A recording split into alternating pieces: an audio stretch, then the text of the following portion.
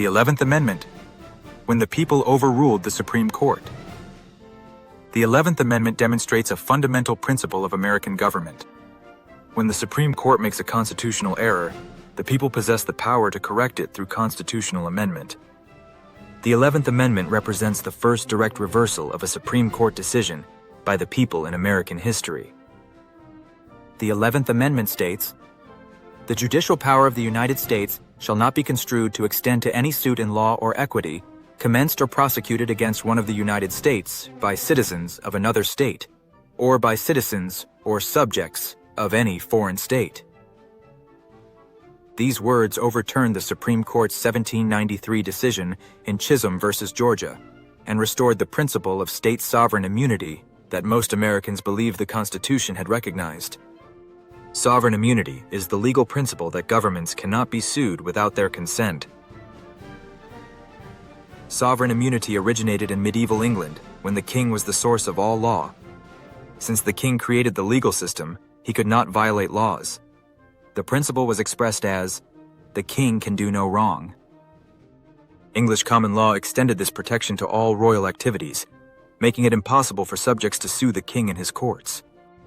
American colonists brought English legal traditions to the New World, and generally assumed that sovereign immunity would protect new state governments from private lawsuits, the same as the king.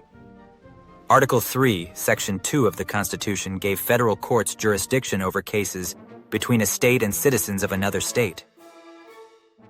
Jurisdiction is the legal authority of a court to decide cases. This provision appeared to allow private citizens to sue state governments in federal court, potentially overriding sovereign immunity protections. Before 1793, most Americans assumed sovereign immunity continued protecting state governments from private lawsuits, despite this constitutional language. During the Revolutionary War, South Carolina merchant Robert Farquhar sold supplies to Georgia on credit. After the war, Georgia refused to pay, claiming Farquhar was a British loyalist. Farquhar died. Alexander Chisholm, who was handling Farquhar's estate, the property and debts left behind when Farquhar died, sued Georgia in federal court. Chisholm's lawsuit was based on Article 3, Section 2, which gave the Supreme Court original jurisdiction over controversies between a state and citizens of another state. Since Chisholm was a South Carolina citizen suing the state of Georgia, this Article 3 provision appeared to grant the federal courts authority to hear evidence and decide if Georgia owed the money. Georgia refused to appear in court, claiming sovereign immunity. In 1793, the Supreme Court ruled 4-1 in Chisholm's favor. Chief Justice John Jay determined that Article 3, Section 2 eliminated state sovereign immunity, ruling that states were not truly sovereign, but parts of a larger nation. The Chisholm decision triggered immediate national opposition. Georgia's legislature passed a bill declaring that any federal official attempting to enforce the decision could be put to death. States nationwide faced similar lawsuits, creating financial liability and embarrassment. The decision revived anti-federalist fears that federal power would extinguish state authority. If federal courts could force states to pay private citizens, state governments would become subordinate to federal control, destroying the system's design with power divided between a national government and state governments. On September 27, 1793, Massachusetts instructed its senators and asked its representatives to propose a constitutional amendment removing federal court jurisdiction over private suits against states. The political response occurred with remarkable speed. Within 2 days of the Chisholm decision, Massachusetts Representative Theodore Sedgwick introduced a constitutional amendment in the House of Representatives. The amendment passed both houses of Congress in March 1794 with overwhelming support. States ratified the amendment rapidly. North Carolina became the 12th state to ratify on February 7, 1795, providing the required 3/4 majority of the then 15 states.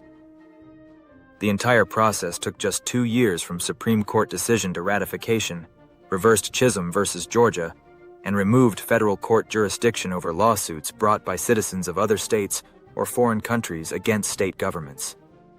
The amendment restored the sovereign immunity protection states believed they had always possessed. The 11th Amendment established a precedent for using constitutional amendments to overturn Supreme Court decisions, demonstrating that ultimate power belongs to the people. Since the 11th, other amendments have reversed Supreme Court rulings. The 14th Amendment, ratified in 1868, overruled Dred Scott v. Sanford, establishing citizenship for African Americans who were former slaves. The 16th Amendment, ratified in 1913, granted Congress power to tax income and reversed Pollock v. Farmers Loan and Trust Company, which had declared income taxes unconstitutional. The 19th Amendment, ratified in 1920, providing voting rights for women, overturned Minor v. Happersett, which had denied women constitutional voting rights. The 24th Amendment, one ratified in 1964, prohibited poll taxes and overruled Breedlove v. Suttles, which had upheld poll taxes. The 26th Amendment, ratified in 1971, established 18 as the national voting age and overturned Oregon v. Mitchell, which had allowed separate voting ages for state and federal elections. The 11th Amendment demonstrates the Constitution's design for popular sovereignty over judicial authority. The amendment power allows the people to correct Supreme Court interpretations they view as erroneous, representing one of the most important of the checks on power in American government. The 11th Amendment's rapid adoption, from Supreme Court decision to ratification in just 2 years, demonstrates how effectively the amendment process can function when national consensus exists. The amendment process places ultimate constitutional authority with the people rather than the courts. When Supreme Court decisions conflict with popular constitutional understanding, the amendment mechanism allows for correction. The 11th Amendment demonstrates the Constitution's design for change through formal amendment to correct judicial misinterpretation. This process maintains popular control over constitutional meaning while preserving judicial independence within constitutional bounds. The 11th Amendment stands as the first example of the American people exercising their ultimate constitutional authority to overrule the Supreme Court. The amendment demonstrated that in American government, the people, not the courts, possess final authority over constitutional interpretation. Join the battle against constitutional illiteracy. Like this video, hit that subscribe button and share this knowledge.